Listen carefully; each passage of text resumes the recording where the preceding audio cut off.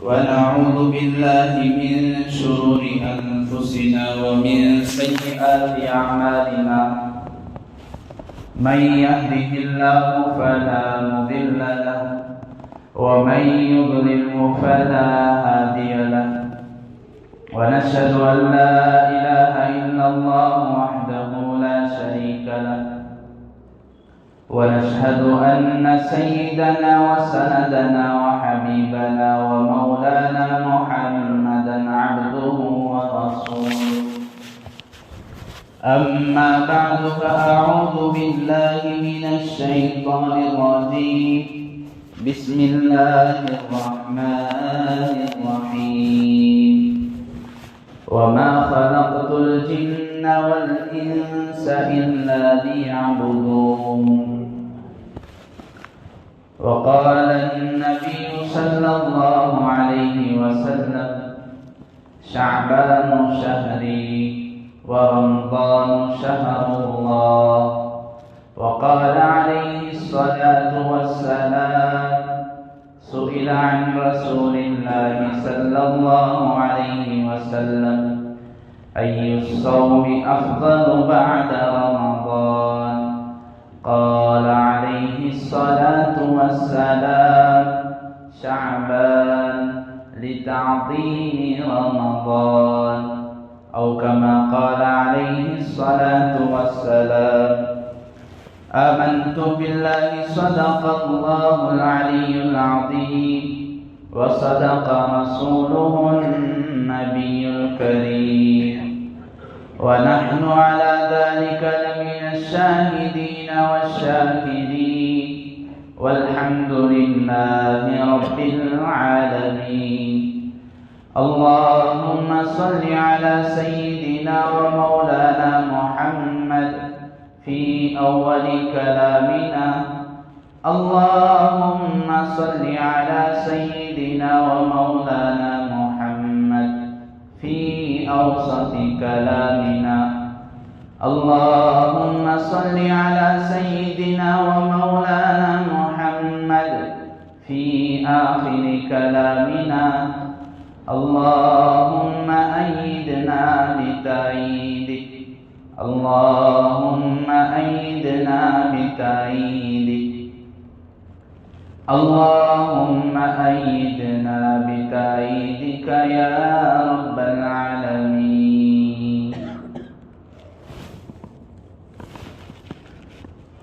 محترم معزز بزرگوں دوستوں نوجوان بھائیوں عزیز ساتھیوں،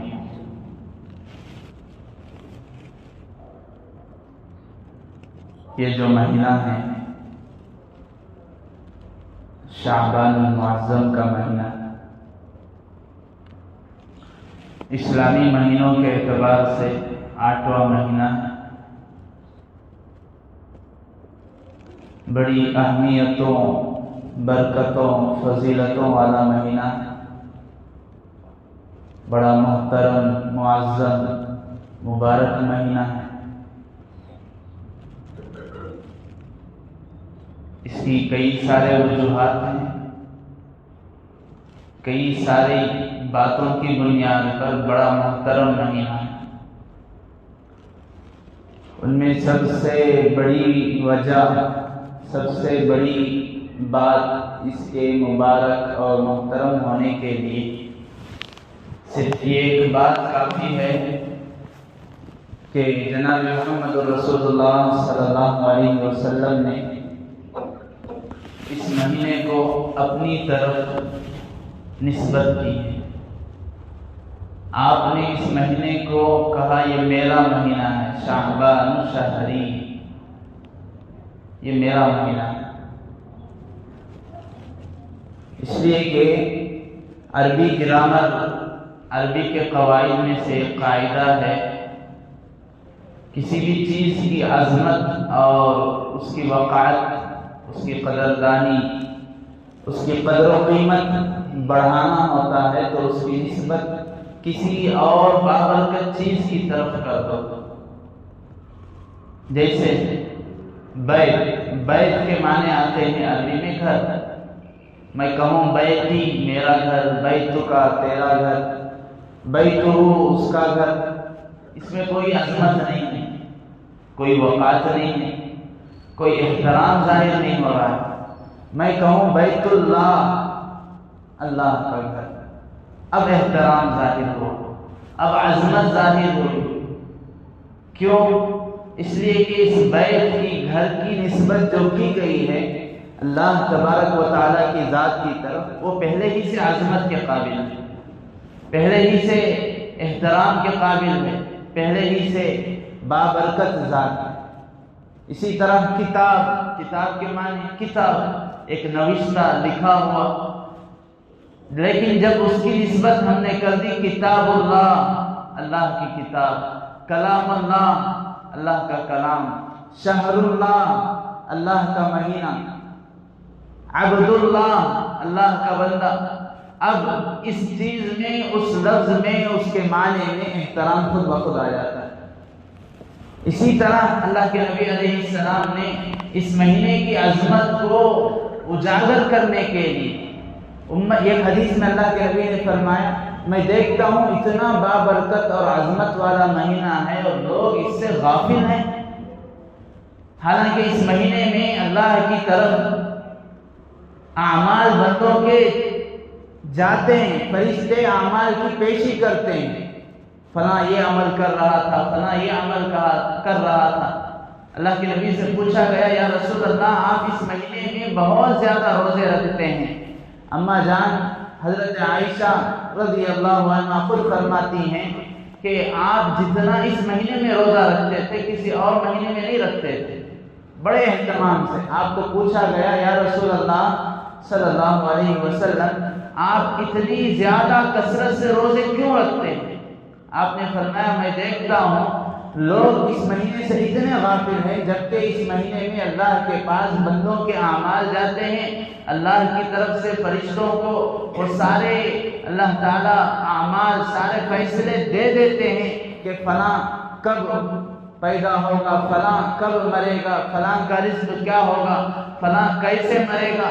سال بھر کے سارے انتظامی معاملات دنیا کے متعلق فرشتوں کے حوالے کر دیے جاتے ہیں۔ فرشتے گزشتہ شب برات، گزشتہ شعبان سے اس شعبان تک کے بندوں کے سارے اعمال اللہ کے یہاں پیش کرتے ہیں۔ ویسے اللہ کی ذات تو عالم الغیب ہے، پیش کرنے کی ضرورت ہے نہیں، لیکن فرشتوں کی جو ڈیوٹی لگی ہوئی ہے وہ اپنا فریضہ نبھانے کے لیے اللہ کے دربار میں پہنچتے ہیں۔ اللہ کے نبی نے فرمایا، میں یہ چاہتا ہوں اس وقت میں روزے سے رہوں۔ بزرگان محترم، اس لیے اللہ کے نبی نے فرمایا، شعبان شہری، شعبان یہ میرا مہینہ ہے۔ اسی لیے محبوب سبحانی حضرت شیخ عبد القادر جیلانی رحمۃ اللہ علیہ سے کسی نے پوچھا شعبان کے مہینے کے متعلق، یہ شعبان کا مہینہ کیسا ہے؟ آپ نے فرمایا، شعبان میں 5 حروف ہیں، 5 چیزوں کو سمجھ لو، شعبان تمہیں سمجھ میں آ جائے۔ شعبان میں پہلا حرف ہے شین، شین کا مطلب ہے شرافت، بزرگی۔ یہ مہینہ بڑی شرافتوں والا ہے، بزرگی والا ہے۔ پھر آپ نے آگے فرمایا کہ اس میں دوسرا حرف ہے عین، عین کے معنی آتے ہیں عربی میں علو، بلندی، یعنی جو شخص اس مہینے میں نیک کام کرتا ہے، عبادتیں کرتا ہے، روزے رکھتا ہے، رمضان المبارک سے پہلے اس کا استقبال کرتا ہے، عبادتوں کا نظام بناتا ہے، تلاوت کلام اللہ کی ترتیب بنا لیتا ہے، اللہ کے یہاں اس کا مقام بلند ہوتا ہے۔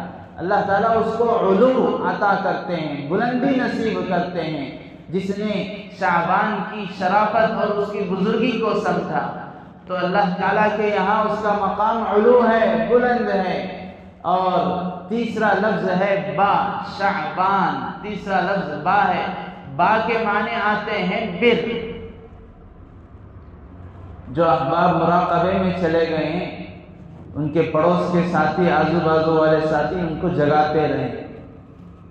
شیطان کی طرف سے دینی مجالس میں اونگ کا آنا، نیند کا آنا، یہ اللہ کی رحمت نہیں ہے، سکینہ نہیں ہے۔ یہ شیطان کی طرف سے ہے، شیطان غافل کر دیتا ہے اور اس سے بات کرنے والے کا ذہن بھی منتشر ہو جاتا ہے۔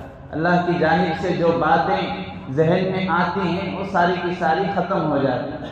اس لیے متوجہ ہو کر سنیں، عظمت سے سنیں، انشاءاللہ اللہ تعالیٰ عمل کرنے کی نیت سے سنیں، اللہ تعالیٰ توفیق سے بھی مالا مال کریں گے۔ تیسری چیز حضرت شیخ عبد القادر جیلانی نے فرمایا، با ہے، تیسرا حرف با ہے شعبان میں۔ با کا معنی ہے بر، عربی میں بر کہتے ہیں نیکی کو، احسان کو، بھلائی کو۔ یہ مہینہ نیکی کا مہینہ ہے، احسان کرنے کا مہینہ ہے، ایک دوسرے کے ساتھ بھلائی کرنے کا مہینہ ہے۔ اور چوتھا حرف ہے اس میں الف۔ الف کے معنی ہے الفت، مودت، محبت، ایک دوسرے کے ساتھ محبت کا مہینہ ہے، ایک دوسرے کے ساتھ ہمدردی کا مہینہ ہے، غمخواری کا مہینہ ہے، ایک دوسرے کے تعاون کا مہینہ ہے۔ یہ شہر المواسات کا پڑوسی ہے، غمخواری کا مہینہ ہے۔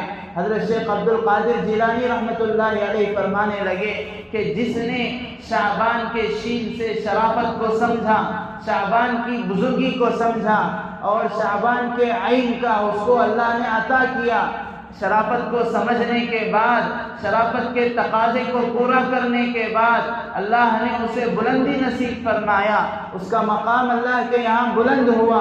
اس نے نیکی کیا، بر کیا، احسان کا معاملہ کیا اور دوسرے کے ساتھ الفت کا معاملہ کیا، ہمدردی کا معاملہ کیا، تو اللہ تعالیٰ اس کے یہ چار کام کرنے کے بعد، شین سے شرافت کو اپنانے کے بعد، اس کو بلند مقام عطا کرنے کے بعد، با سے بر نیکی کرنے کے بعد، الف سے الفت اور محبت کو پورا کرنے کے بعد، اللہ تبارک و تعالیٰ نون سے نور ایمان اسے عطا کرتے ہیں، نورانیت عطا کرتے ہیں، گناہوں سے بچاتے ہوئے ایمان اور تقوی کا نور اس کے دل میں اس طرح بٹھاتے ہیں، اب اس کے لیے آسان ہو جاتا ہے کہ رمضان المبارک میں وہ آرام سے دنیاوی کاموں کی اوسط کو، شرح کو گھٹا دیتا ہے اور دینداری کو اور دینی کاموں کو، عبادتوں کو بڑھا دیتا ہے۔ بزرگان محترم، خود اس مہینے کے نام میں بھی برکت ہے۔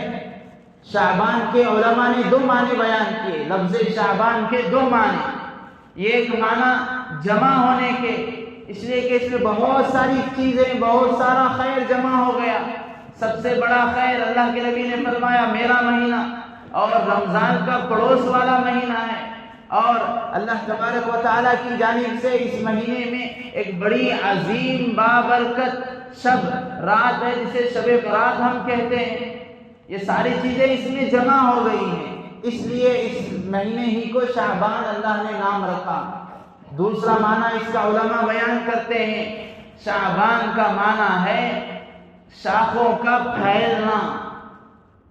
اسی وجہ سے آپ نے سنا ہوگا، مشہور حدیث ہے، الایمان بضع و سبعون شعبۃ، ایمان کی 70 سے زیادہ شاخیں ہیں، افضلها قول لا الہ الا اللہ، سب سے بہترین شاخ ایمان کی لا الہ الا اللہ کہنا، وَأَدْنَاهَا إِمَاطَةُ الْأَذَىٰ عَنِ الطَّرِيقِ، اور سب سے چھوٹی شاخ ایمان کی یہ ہے راستے سے تکلیف دہ چیز کو، خار کانٹوں کو، بڑے بڑے پتھروں کو، گندگیوں کو راستے سے ہٹانا۔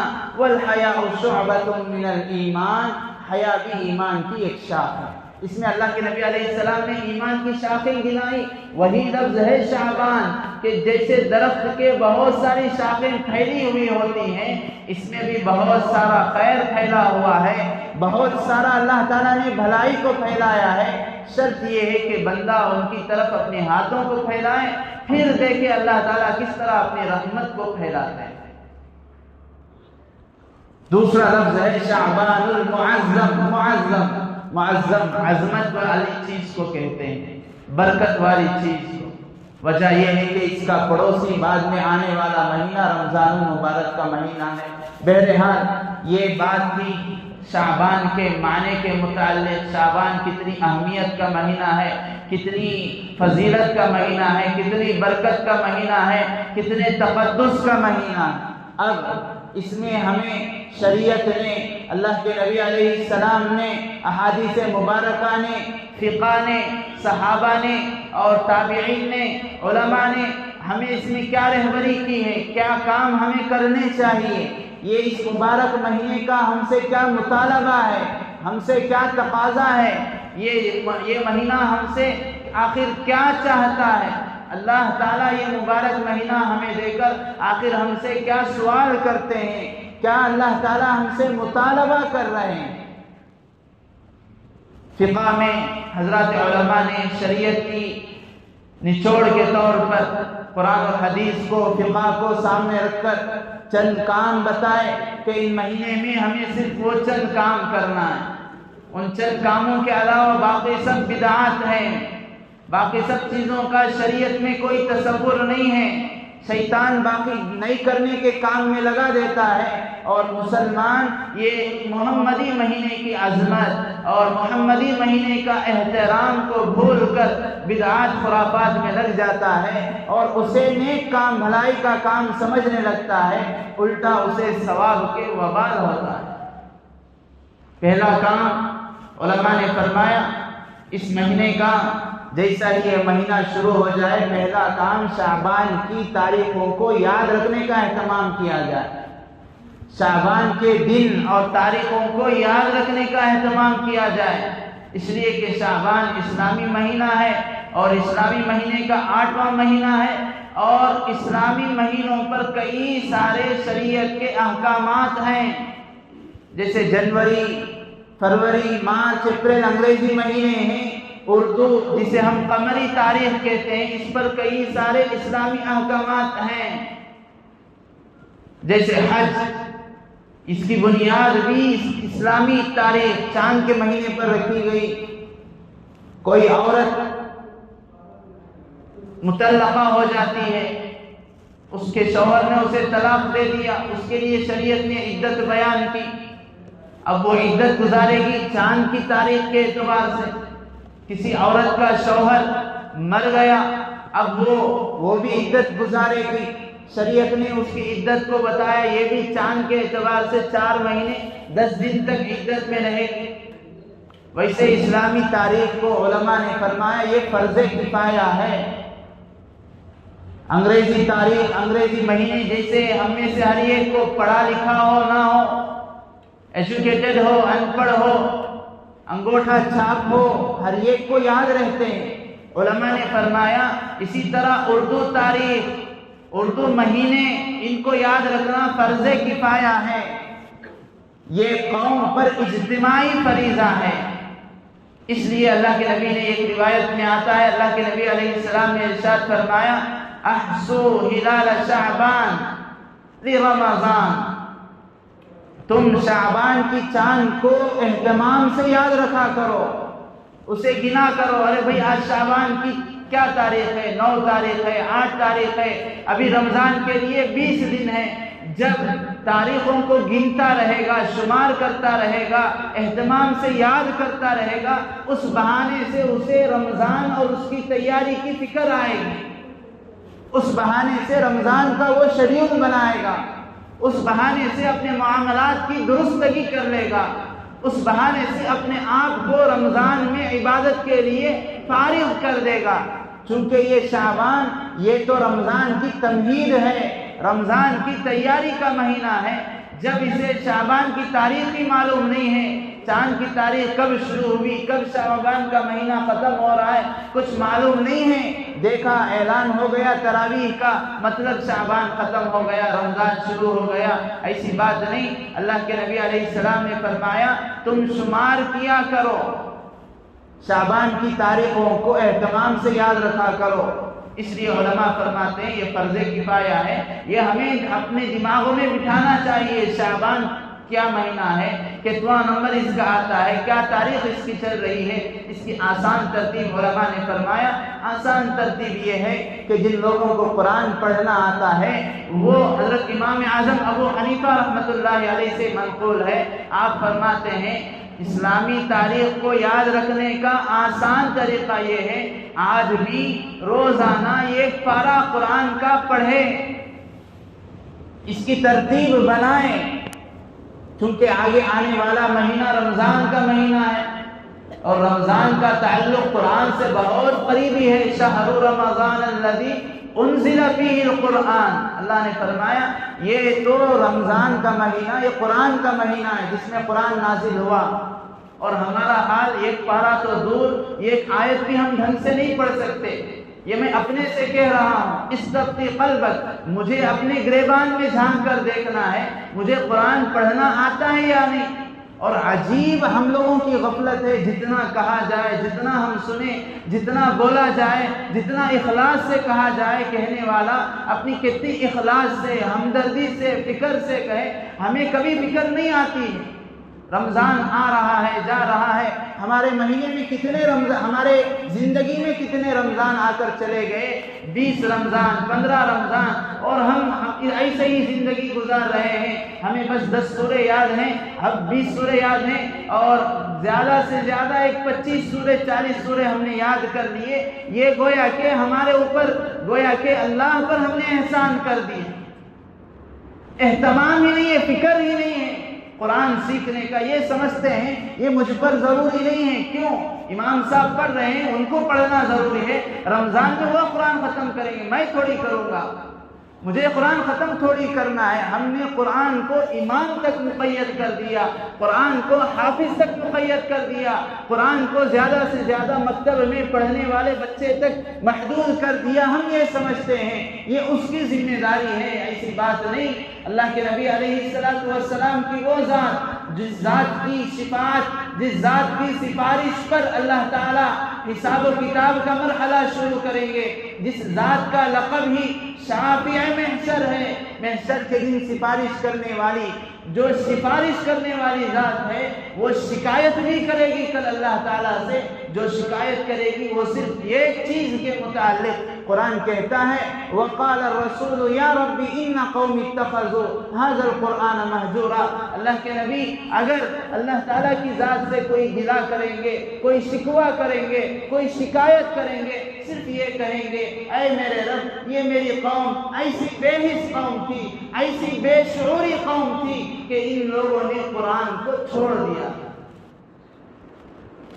بزرگان محترم، آج بنیادی وجہ، سب سے بڑی وجہ، آج جو امت طرح طرح کے فتنوں کی شکار ہو رہی ہے، ایسے بڑے بڑے فتنے جس سے امت گمراہ ہو رہی ہے، ایمان ان کا ختم ہو رہا ہے، ان کے گھروں میں کفر جو ہے آ کر جگہ بنا لیا ہے، ان کے بچے ارتداد کی طرف جا رہے ہیں، مرتد ہو رہے ہیں. صحیح معنوں میں ایمان کیا ہے، اس کی حقیقت کیا ہے، ایمان ہم سے کیا مطالبہ کرتا ہے، اس کی فکر نہیں ہے. وجہ یہ ہے کہ قرآن کو آج چھوڑ دیا گیا. اس لیے اس بات کی بھی ترتیب بنائیں، اس لیے اس بات کا بھی اہتمام کریں کہ رمضان سے پہلے ہمیں یہ ترتیب بنانا ہے کہ روزانہ قرآن ہم پڑھا کریں. نہیں آتا سیکھیں.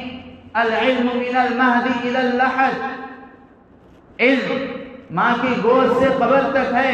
میری عمر 40 سال ہے، 50 سال ہے، مجھے شرم کرنے کی ضرورت نہیں ہے. اس میں شرم کی کوئی بات نہیں ہے. یہ شرم ہمیں جہالت کی طرف لے کر جائے گی، اور وہ جہالت ہمیں جہنم کی طرف لے کر جائے گی. اس لیے علم آدمی کا حاصل کرنا نہایت ہی ضروری ہے، اور اس علم میں پہلا مقام، پہلا درجہ، پہلی چیز قرآن کا سیکھنا ہے. علماء فرماتے ہیں قرآن کا روزانہ ایک پارہ آدمی پڑھتا ہے، وہ اس کے ذہن میں یہ ترتیب بٹھا لے. آج میں نے پہلا پارہ پڑھا، آج اسلامی مہینے کی پہلی تاریخ، کل دوسرا پارہ پڑھا، مطلب اسلامی مہینے کی دوسری تاریخ. یہ ترتیب آدمی بٹھا لے، قرآن پڑھنے کی ترتیب بھی حل ہو گئی، اور جو فرض کفایہ ہے اسلامی تاریخ کو یاد رکھنا وہ بھی حل ہو جائے. بہرحال میں یہ عرض کر رہا تھا، علماء فرماتے ہیں شعبان کا پہلا تقاضا، شعبان کا پہلا کرنے کا کام یہ ہے کہ شعبان کی تاریخ کو، اسلامی تاریخ کو ذہن میں بٹھا لے. رمضان کے لیے کتنے دن ہیں، میں نے کیا تیاری کی ہے. تیاری ہم لوگوں کی یہ ہوتی ہے کہ رمضان کی شاپنگ ہے، بچوں کی شاپنگ ہے، اور اسی طرح دیگر اخراجات وغیرہ ہیں. ہمارا ذہن اس تیاری کی طرف جاتا ہے. کبھی ہم نے یہ نہیں سوچا کہ رمضان کا میں اس طرح نظام بناؤں. اسی لیے علماء نے فرمایا دوسرا کام شعبان میں یہ اپنا شیڈیول بنائیں، اپنی ترتیب بنائیں، نظام الاوقات بنائیں. مجھے رمضان میں کم از کم مشقی مہینہ ہے، یہ کورس ہے، ایک تربیتی کورس ہے، اللہ تعالیٰ تربیت کرنا چاہتے ہیں. مجھے اس مہینے میں 5 نمازیں قضا تو دور، ان کی تکبیر اولیٰ بھی میری چھوٹنی نہیں چاہیے. اس کے لیے مجھے کیا کرنا ہے؟ اپنے دنیاوی کام کاج کو میں کسی بھی طرح اس مہینے میں کم کر دوں، اس مہینے کا ختم کر دوں. دنیاوی کام کاج برائے نام برائے ضرورت رمضان میں رہیں اور اس میں دینی مشاغل بڑھا دوں، تلاوت کا وظیفہ بڑھا دوں، عبادت بڑھا دوں، استغفار بڑھا دوں، تسبیحات بڑھا دوں، نوافل بڑھا دوں. یہ ترتیب، یہ شیڈول انسان کو، مسلمان کو بنانا چاہیے. یہ رمضان کا دوسرا تقاضا ہے. اور چونکہ یہ رمضان کا مہینہ اس کی نسبت معمولی نہیں ہے، اللہ کے نبی علیہ السلام سے اس کی نسبت جڑی ہوئی ہے. یہ نسبت کا خیال یہ ایک جانور کو تک، اللہ کے نبی علیہ السلام سے کسی چیز کی نسبت جب جڑ جاتی ہے اس کا مقام و مرتبہ بہت بلند ہے اور اس کا لحاظ ایک جانور بھی کرتا ہے. اور ہم مسلمان اتنی غفلت میں ہیں. علماء نے لکھا ہے تاریخ کی کتابوں میں، حدود حرم کے پاس جہاں پر کعبۃ اللہ ہے، کعبۃ اللہ کے ارد گرد جو حرم کی حد باؤنڈری ہے، وہاں پر ابو سفیان اور اس کے ساتھ کفار مکہ میں سے، قریش میں سے ایک بڑا 2 سردار ہیں، یہ کھڑے ہوئے ہیں، کچھ باتیں کر رہے ہیں. انہوں نے دیکھا کہ ایک بھیڑیا بکری کو بھگاتے ہوئے آ رہی ہے، آگے ایک ہرن کو بھگاتے ہوئے آ رہی ہے. ہرن آگے بھاگ رہا ہے، بھیڑیا پیچھے ہے، دونوں بھاگتے ہوئے، پیچھے بھیڑیا بھگا رہا ہے، ہرن بھاگتے ہوئے آ کر حرم کے حدود جہاں شروع ہوتی ہے وہاں پر اس کے اگلے 2 پیر پڑے. پچھلے 2 پیروں کو بھیڑیا نے جھپٹا مار کر پکڑ لیا. بھیڑیا خوش ہو گیا کہ میں نے اس پر قبضہ پا لیا. یہ دونوں کھڑے ہو کر تماشا دیکھ رہے ہیں. کافر ہیں بڑے درجے کے. ابو سفیان بعد میں چل کر ایمان قبول کیا، انہوں نے اسلام قبول کیا، لیکن اس واقعے کے وقت ابھی اسلام نہیں لائے تھے. یہ دیکھ رہے ہیں کہ بھیڑیا جھپٹا مار کر ہرن کے پچھلے پیر پکڑ چکا ہے، ہرن کے اگلے 2 پیر یہ حرم کی حدود میں پڑ گئے ہیں. جب اس نے دیکھا اس کے دونوں پیر آگے آ گئے ہیں، حرم میں پڑ گئے ہیں، اس نے چھوڑ دیا. کیونکہ باری تعالیٰ کا ارشاد ہے وَمَن دَخَلَهُ كَانَ آمِنًا، جو حرم کی حدود میں آ جاتا ہے وہ امن میں آ گیا. اسی وجہ سے کوئی آدمی ایسا ہے کہ اس پر اس کا خون، اس کی جان لینا واجب ہے، قتل کرنا واجب ہے، جیسے مرتد ہے، یا اس نے کسی کا جان بوجھ کر گلا کاٹ دیا، کسی کو جان بوجھ کر مار دیا. جہاں اسلامی حکومت ہو، حکم یہ ہے کہ اسے بھی قصاصاً بدلے میں قتل کیا جائے. ایسا آدمی بھی جب حرم میں آ جاتا ہے شریعت یہ کہتی ہے اب یہ بھی امن میں آ گیا. اسی وجہ سے جو حضرات گئے ہیں انہوں نے دیکھا ہوگا کتنا بڑا مجرم بھی ہو، وہاں کے سیکیورٹی، وہاں کے گارڈ اسے وہاں سزا نہیں دیتے، حدود حرم سے باہر لے کر جاتے ہیں، پھر وہاں پر جو سزا ان کے یہاں مشروع ہے اس کو دیتے ہیں. بھیڑیا نے دیکھا کہ اس کے اگلے پیر ہرن کے حرم کے اندر پڑ گئے ہیں. اب وہ چھوڑ کر پلٹ کر واپس جانے لگا. اب یہ دونوں ابو سفیان اور اس کے ساتھ جو بڑا ایک کافر تھا، ایک سردار تھا، یہ دونوں تعجب سے کہنے لگے یا عجبا ھذا الذئب یعرف عظمت الحرم.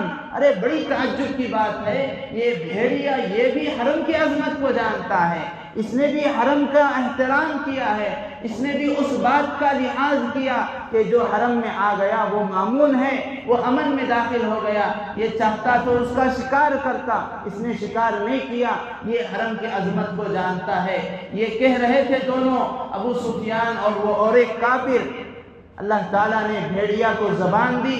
بھیڑیا کہنے لگا اس سے زیادہ من ھذا تعجب، اس سے زیادہ تعجب کی بات تو یہ ہے کہ اللہ کے نبی ان محمدً قد جاءکم بالبينات والهدى يدعوكم إلى الجنة ويدعوكم إلى العزيز الغفار۔ ارے تم میرے اس عمل پر تعجب کرتے ہو کہ میں نے ہرن کا شکار چھوڑ دیا، اس سے زیادہ تعجب کی بات تو یہ ہے کہ محمد یہ تمہارے پاس آئے ہیں، یہ قرآن کو لے کر آئے ہیں، سنتوں کو لے کر آئے ہیں، حدیث کو لے کر آئے ہیں، ہدایتوں کو لے کر تمہارے پاس آئے ہیں، تمہیں جنت کی دعوت دیتے ہیں، جنت کے کاموں کی دعوت دیتے ہیں، تمہیں جہنم سے بچاتے ہیں، اللہ کی طرف دعوت دیتے ہیں، لیکن تم ہو کہ پھر بھی مانتے نہیں۔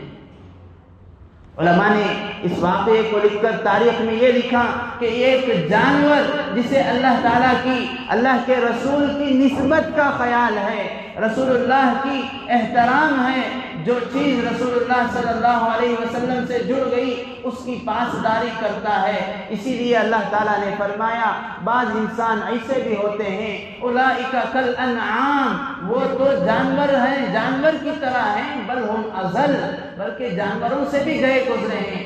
کیوں؟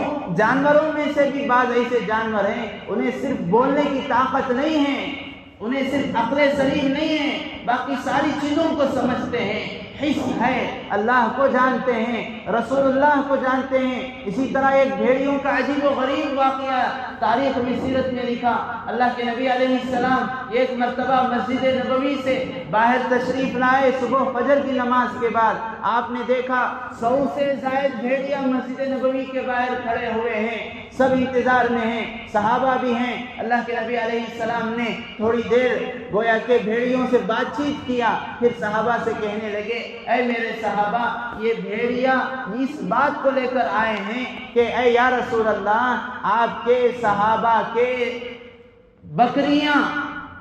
بکریوں کا ریوڑ یہ ہمارے پاس آتا ہے، ہم چاہتے ہوئے بھی ان کو کھا نہیں سکتے، ہمیں بھوک ہوتی ہے، ہمیں تقاضا ہے، پھر بھی ہم نہیں کھاتے۔ وجہ یہ ہے کہ ان کی نسبت آپ کے ساتھ ہے، ان کا تعلق آپ کے ساتھ ہے، اور جن چیزوں کا تعلق آپ کے ساتھ ہے ان کی چیزوں کو بھی ہم چھونا دشوار نہیں کرتے، پسند نہیں کرتے۔ یا رسول اللہ، لیکن ہماری بھوک کا مسئلہ ہے، کھانے کا مسئلہ ہے، آپ یہ حد متعین کر دیجئے کہ ہم کن کن لوگوں کی بکریاں کھائیں، یا بکری جہاں آئے کب کھائیں، بکری کس حدود میں ہو تب نہ کھائیں، یہ اصول آپ بنا دیجئے تاکہ ہمارے لیے بھوک کا مسئلہ بھی ختم ہو، ہمارا احترام بھی باقی رہے۔ اللہ کے نبی نے صحابہ سے پوچھا، صحابہ اس طرح یہ شکایت لے کر آئے ہیں، یہ گزارش لے کر آئے ہیں میرے پاس، کیا میں اجازت دے دوں تمہاری بکریاں کھانے کی؟ صحابہ کہنے لگے یا رسول اللہ یہ کیسی بات ہے، ہم اپنی بکریوں کو پالتے ہیں، انہیں چارہ کھلاتے ہیں تاکہ ہم ان سے فائدہ اٹھائیں، ان کا دودھ استعمال کریں، ہم ان کے لیے سفروں میں انہیں لے کر جائیں، سفر میں ان کا گوشت استعمال کریں۔ اللہ کے نبی علیہ السلام نے فرمایا صحابہ، میں نے ان بھیڑیوں سے یہ کہہ دیا کہ صحابہ کی حفاظت میں اور ان کے حدود میں جب تک وہ بکریاں ہیں تم ان کو نہیں کھا سکتے، اب وہ نکل کر تمہارے ہاتھ لگ گئی، تمہارے قریب آ گئی، اب تمہارے لیے ان کا شکار حلال ہے۔ مجھے عرض کرنا یہ ہے کہ ان چیزوں کی نسبت، صحابہ کی نسبت اللہ کے نبی سے تھی، قرآن کی نسبت، احادیث کی نسبت اللہ کے نبی سے تھی، اس نسبت کا خیال ان بھیڑیوں کو ہے، جانوروں کو ہے۔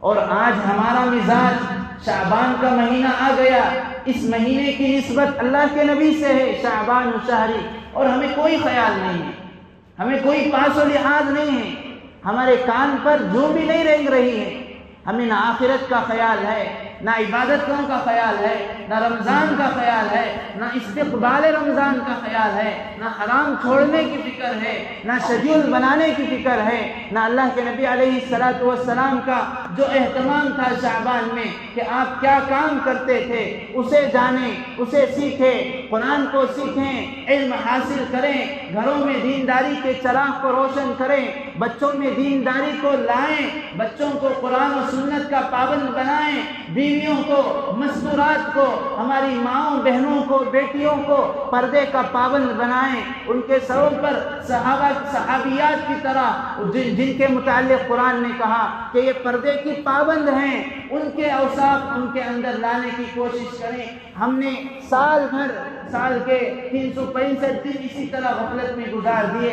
رمضان کا مہینہ آیا، اللہ کے نبی علیہ السلام نے فرمایا رمضان کے مہینے میں شیاطین کو قید کر دیا جاتا ہے، لیکن پھر بھی ہمارے سے وہی غفلتیں، وہی گناہ ہوتے ہیں۔ سوال یہ ہوتا ہے، اللہ کے نبی نے فرمایا رمضان میں تو شیطان قید ہو جاتا ہے، تو گناہ کیوں ہو رہے ہیں؟ علماء نے بڑی عجیب و غریب مثال دی کہ ایک آدمی کے پاس سائیکل ہے، سائیکل کو آدمی سٹینڈ پر ڈال کر بہت زور سے اس کے پہیے چلائے، اس کے پیڈل مارے اور بہت زور سے مارنے کے بعد اس کو چھوڑ دے، کیا وہ اس کے پہیے، اس کی چاک، اس کی ویل رک جائے گی؟ نہیں، دھیرے دھیرے چلتی رہے گی، جب تک اس پر آدمی بریک نہیں لگاتا تب تک نہیں رکتی۔ اسی طرح ہم 11 مہینے ہمارے گناہوں کی طرح، گناہوں میں اس پیڈل کی طرح، اس ویل کی طرح، اس چاک کی طرح ہم گھما رہے ہیں۔ ہمارا شیطان ہمیں گھماتا رہتا ہے، ہمارا شیطان ہمیں حرام میں گھما رہا ہے، گناہوں میں گھما رہا ہے، شہوانیت میں گھما رہا ہے، اور اللہ سے دور لے جا کر گھما رہا ہے، قرآن سے دور کر کے گھما رہا ہے، حدیث اور سنتوں سے، مساجد سے دور گھما رہا ہے۔ اب ایک مہینہ شیطان قید بھی کیا ہو گیا، فرشتے اسے قید کر کے سمندروں کی تہ میں لے جا کر باندھے، پھر بھی کوئی فائدہ نہیں رہتا۔ جس طرح وہ چاک گھومتی ہے دھیرے دھیرے، اسی طرح رمضان میں بھی مسلمان کی زندگی گناہوں میں گھومتی رہتی، رکنے کا نام نہیں۔ کیوں؟ پہلے سے اہتمام نہیں۔ جیسے اس نے سائیکل پر بریک نہیں لگایا تاکہ وہ اس کی چاک رک سکے، اس کا ویل اور پہیہ رک سکے، اسی طرح مسلمان شعبان سے اس کا اہتمام ہی نہیں کرتا کہ رمضان یہ کوئی معمولی مہینہ نہیں، اس کے لیے مستقل پہلے سے تیاری کرنے کا اللہ نے تمہید کے طور پر 2 مہینے دیے۔ ایک رجب کا وہ مہینہ گزر گیا، شعبان کا یہ بھی تقریباً گزرنے کو ہے، اس کی مبارک گھڑیاں بھی گزرنے کو ہیں، ان میں اہتمام نہیں ہوا، ان میں جو ہے آدمی شعبان کی تاریخوں کا اہتمام نہیں کرتا، شیڈیول نہیں بناتا۔ اور تیسری چیز علماء نے فرمایا جو اس مہینے میں کرنا ہے وہ روزوں کا اہتمام ہے۔ قضا روزے ہیں، عذر کی وجہ سے ہمارے چھوٹے ہیں، بیماری کی وجہ سے، سفروں کی وجہ سے، ان کا اہتمام کریں۔ اور عموماً مستورات کے روزے بھی چھوٹ جاتے ہیں، ان کو فطری طور پر ان کی بھی مجبوری ہے، ان کا عذر ہے۔ اما جان حضرت عائشہ رضی اللہ عنہا فرماتی ہیں اللہ کے نبی علیہ السلام نفل روزے اس پابندی سے ایسا رکھتے تھے کہ ہم سوچتے تھے کہ آپ ہمیشہ روزہ رکھیں گے۔ ایک ہفتہ لگاتار روزہ رکھا، دوسرا ہفتہ رکھا، تیسرا ہفتہ رکھا، آپ رکھتے تھے۔ پھر اسی طرح کبھی کبھار ایسا آتا موقع کہ آپ 1 دن روزہ نہیں رکھے، 2 دن ہو گئے، 3 دن ہو گئے، ہفتہ ہو گیا، مہینہ گزر گیا، آپ روزہ ہی نہیں رکھتے تھے۔ نفل روزوں کا اہتمام اس طرح کرتے تھے، پھر اسے چھوڑ دیتے تھے۔ لیکن شعبان کا مہینہ آتا، آپ پورا مہینہ تقریباً سوائے چند دن کے آپ روزہ رکھا کرتے تھے، اور اس بہانے سے مجھے بھی موقع مل جاتا، میرے جو چھوٹے ہوئے روزے ہیں ماہانہ عذر کی وجہ سے، مجبوریوں کی وجہ سے، میں ان روزوں کا بھی قضا کر لیا کرتی تھی۔ اس لیے علماء نے فرمایا مرد بھی عورتیں بھی یہ مہینہ رمضان کے روزوں کی مشق کے طور پر اس میں روزوں کو رکھا جائے۔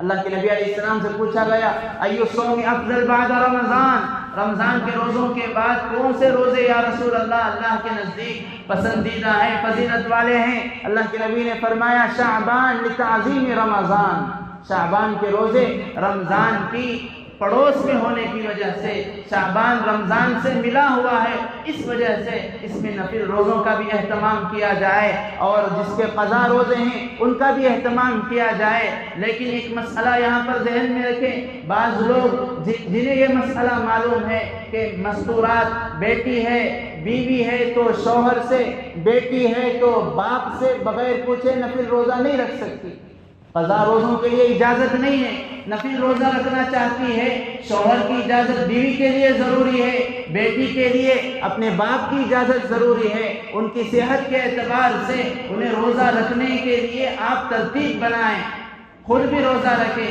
بہت سارے لوگ ان کو یہ مسئلہ معلوم ہو گیا کہ بیوی میری اجازت کے بغیر نہیں رکھ سکتی، عورتوں میں تو مزاج ہوتا ہے روزہ رکھنے کا، بڑی شوقین ہوتی ہیں، ان کی صحت کے اعتبار سے انہیں یہ کام کرنے دیں، روزہ رکھنے دیں۔ اپنی بچیوں کو روزے کا پابند بنائیں. اس کی وجہ سے بہت سارے نیک کام، نمازیں بھی پڑھیں گی اور دن میں تلاوت بھی ہوگی، تسبیحات بھی ہوگی، اس سے گھرانوں میں دینداری آئے گی. ہاں البتہ اللہ کے نبی علیہ السلام نے فرمایا، حدیث پاک میں آتا ہے، جب تم 15 شعبان گزار چکو، شعبان کا آدھا مہینہ ہو گیا، اب تم روزہ مت رکھو. علماء فرماتے ہیں مطلب یہ کہ جس آدمی کو یہ اسے خیال ہے کہ اگر میں اب 15 یا 20 شعبان کے بعد روزے رکھوں گا تو مجھے کمزوری آ جائے گی، رمضان کے مہینوں کے لیے مجھے دشواری آ جائے گی، میری صحت میں فرق پڑ جائے گا. علماء فرماتے ہیں ایسا آدمی 15-20 شعبان تک روزہ رکھے، پھر آخری عشرہ، آخری شعبان کے 8-10 دن خوب کھا پی کر اللہ کی نعمتوں سے فائدہ اٹھا کر رمضان کے لیے تیار ہو. لیکن جس شخص کو اپنے اوپر بھروسہ ہے یا جس عورت کو اپنی صحت پر بھروسہ ہے کہ وہ رمضان کے مہینوں سے پہلے شعبان کے مہینے میں زیادہ سے زیادہ روزے رکھ سکتی ہے اور اس کے ان روزوں کی وجہ سے رمضان میں اس کی صحت پر کچھ اثر نہیں پڑنے والا ہے، ایسی عورتوں کو روزہ رکھنا چاہیے. نفل ہیں، کوئی واجب اور فرض نہیں ہے، لیکن نفل کسی واجب سے بھی کم نہیں ہے. بہت فضیلتوں والے ایام ہیں، بہت فضیلتوں والے دن اور رات ہیں. ان میں جتنا ہو سکے نوافل عبادتوں کے ساتھ، روزوں کے ساتھ اور اپنا معمول شیڈول ترتیب نظام الاوقات رمضان کے لیے بنانے کے ساتھ ساتھ، اور آخری چیز ہم شعبان کی تاریخ کو، ایام کو اہتمام سے روز گنا کریں، یاد رکھا کریں رمضان کے لیے یہ کام کرنے کے ہیں. اس کے علاوہ بقیہ جتنے کام کیے جاتے ہیں 15 شعبان کے سلسلے سے کہ اس میں جو بدعت و خرافات ہوتی ہیں شعبان کے مہینے میں، ان سب کی کوئی حیثیت نہیں ہے، یہ سب بے بنیاد ہیں، غلط ہیں. صرف یہ 3 کام ہیں، ایک تو شعبان کی تاریخوں کو یاد رکھنا، اسلامی تاریخ کو، اور دوسرا کام ہے اپنا ترتیب شیڈول بنائیں. اگر ہم کسی ملازمت میں ہیں، کوئی مینیجر ہے، کوئی وہاں کا مالک ہے، وہ جو ہے ابھی سے ترتیب بنا دے کہ ابھی یہ کام کرنے والا مسلمان، ہمارے یہاں کام کرنے والا نوجوان یہ 10 گھنٹے 8 گھنٹے کام کرتا ہے، رمضان میں 6 گھنٹے کام کرے گا، اسے اس کا وظیفہ، اس کی انکم، اس کی تنخواہ پوری دی جائے گی. ایسا نہیں کہ 6 گھنٹے کام کرنے پر 6 گھنٹے تنخواہ دی جائے. اللہ کے نبی علیہ السلام نے فرمایا، جو شخص من خفف عن مملوک ہی، جو شخص رمضان سے پہلے یا رمضان میں اپنے نوکروں، اپنے ماتحتوں، اپنے یہاں مکان دکان میں کام کرنے والوں پر بوجھ ہلکا کر دیتا ہے، کام کا بوجھ ہلکا کر دیتا ہے، اللہ تعالیٰ اعتقہ اللہ من النار، اللہ تعالیٰ اس کو جہنم سے آزاد کر دیتے ہیں. اللہ تعالیٰ سے دعا ہے اللہ تعالیٰ رمضان سے پہلے صحیح معنوں میں رمضان کی قدردانی اور اس کی تیاری کرنے کی توفیق نصیب فرمائے. گناہوں سے بچ کر ہمیں اپنا شیڈول اور ترتیب رمضان کی عبادتوں کے لیے ابھی سے بنانے کی توفیق نصیب فرمائے. آمین. وآخر دعوانا الحمدللہ رب العالمین. جو احباب سنت نہیں پڑھے وہ پڑھے.